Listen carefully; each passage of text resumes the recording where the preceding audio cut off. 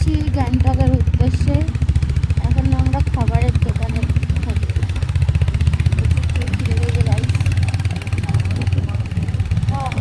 তো চলো ব্লগটা এখান থেকে শুরু করা যাক, আর যতটা পারবো তোমার সাথে শেয়ার করব। আশা করছি তোমাদের ব্লগটা খুব ভালো লাগবে। নামচিতে আমরা যেই রিসর্টটায় ছিলাম সেইখান থেকে এই যে এখানে একটা এই স্পটটা একটা বড় বুদ্ধ মূর্তি আছে। এই পাহাড় থেকে ওই পাহাড়ে ছোট্ট দেখা যাচ্ছিলো। এখন সেখানে আমরা দাঁড়িয়ে আছি। এখানে আমাদের যাওয়ার খুব ইচ্ছা ছিল, কিন্তু টাইমের জন্য আমরা প্রচণ্ড লেট, সেই জন্য জায়গাটাকে আমরা স্কিপ করলাম। নেক্সট টাইম নিশ্চয়ই আসবো জায়গাটাকে দেখার জন্য।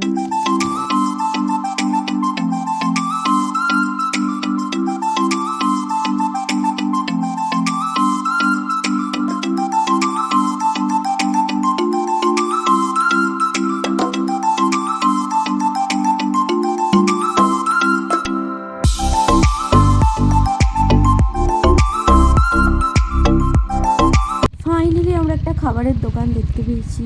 সবার প্রচণ্ড জোর খিদে পেয়েছে, তো আমরা দাঁড়িয়েছি এই রেস্টুরেন্টটায়। কি সুন্দর হচ্ছে, এটা নতুন হয়েছে, কিন্তু এইখানটা আমরা বসবো। এখানটা রোদ আছে, আর এখানটা এত সুন্দর রোদ, মনে হচ্ছে এখানটা দাঁড়িয়ে থাকি। আর আকাশটা দেখো পুরো ব্লু। हमारा বাইক है। আমার এই ব্যাগটা কি আছে ভগবান জানে, এত ভারী হয়েছে আমার কাঁধ ফাঁধ সব ব্যথা হয়ে গেল। কি খাবে তাড়াতাড়ি আসো। হ্যাঁ লেট করে যাবে নাকি?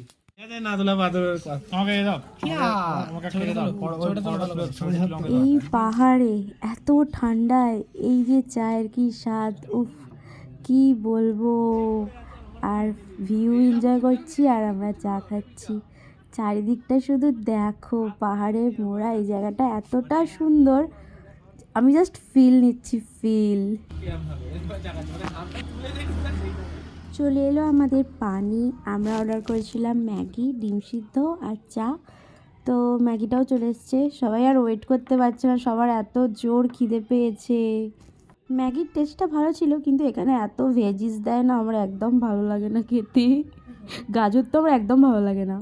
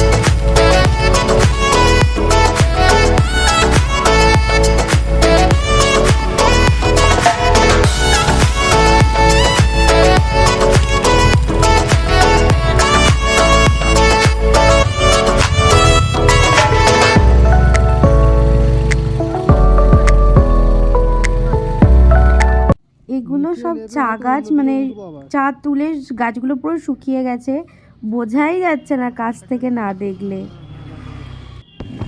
আমি এখন যাচ্ছি টেমির ওপর দিয়ে, চারিদিকে চা বাগান।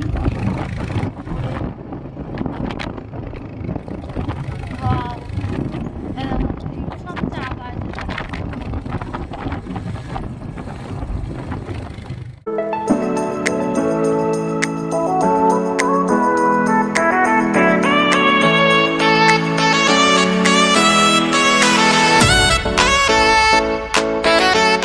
আমরা এখন যাচ্ছি টেমির ওপর দিয়ে। হোমস্টে আছে, হোটেল আছে। এরপর আসছে টার্কু, টেমির পরে টার্কু, তারপরে আছে সিকিম, তারপরে টেমি ক্রস করলাম, টার্কু, তারপর সিকিম।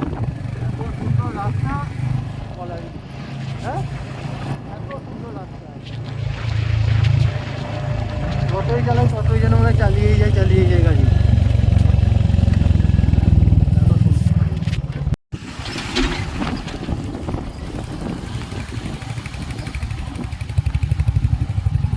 মনে হচ্ছে ল্যান্ডস্লাইড হয়েছিল, ভেঙে গেছে এগুলো, এগুলো ল্যান্ডস্লাইড হয়েছিল।